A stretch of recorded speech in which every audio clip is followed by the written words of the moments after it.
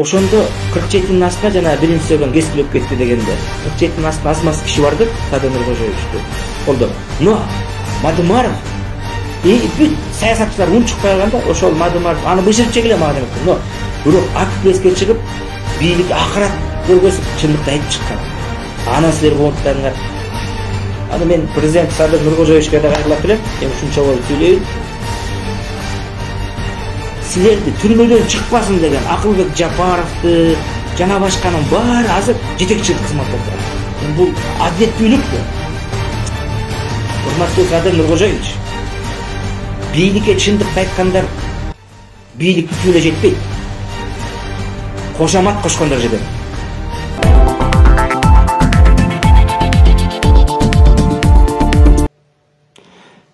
Саясий куугунтук күчөйдүк туура.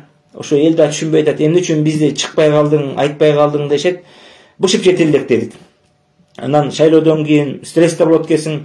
Эмне үчүн? Мына азыр Калмаматов, Жеңиш, Молдохматов, Бактыбек Калмаматовдор чыкты туура, аман болушсун. Но бирок аларды камаганда судийми кылып чыгарып койбоду.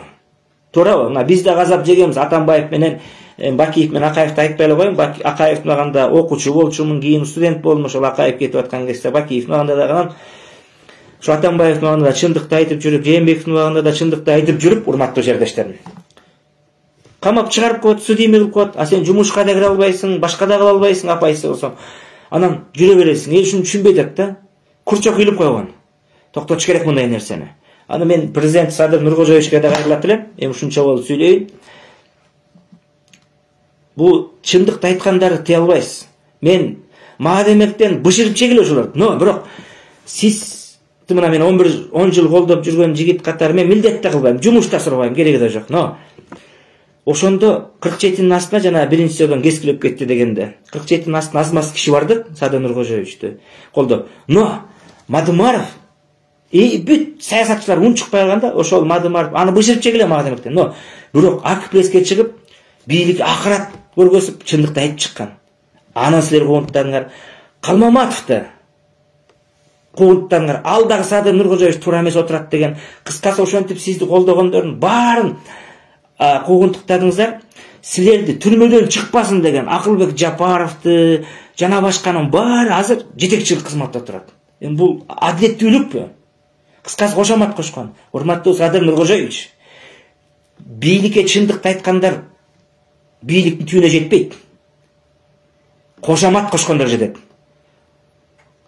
Ошол Акылбек Жапаров Акаев убагында эгер мен калып десем, Үзөңгү угушка карьерасы үчүн макул деп добуш берген. 36 депутат мыйзам чыгаруучудар. Абдыган Эркебай спикер болчу. Эптеп карьера үчүн. Мына бүгүн Атажурт фракциясынын лидери Бакыт Элгешевич Төрөбаев каркырага добуш берген. 76 депутат. Аны ошолор бизге акыл үйрөтөбү? Мынакей. Эмне үчүн ошолордун баарын иллюстрация кылса болбойт? Мен урматтуу Садыр Нуркожоевич, мен келгенде сизден биринчи иллюстрацияны кылат го дегем. Себеби биздин чиновниктер өздөрүнө шарт түзүп койгон. Үзөңгү угушка добуш берген, Каркырага добуш берген, Кумтөргө добуш берген, Давыт мөңгүлөрүнө добуш бергендердин баарын иллюстрация кылып койсоңуз болот эле го. Соттоп туруп, то есть камап туруп, бир айдан кийин чыгарып, иш коскоп, мал мүлкүн тартып алып, конфискация алып. То есть мүлкүн мамлекетке өткөрүп алып, урматтуу мекендештер. Анан 15 жыл мамлекеттик кызматка келбегендей соттоп койсо болот эле да. Сыртта жүрсө дагы. Балдары менен өздөрү менен дагы. Кийинкиге сабак болмокта. Мынакей туугандар, аны кыла алган жок.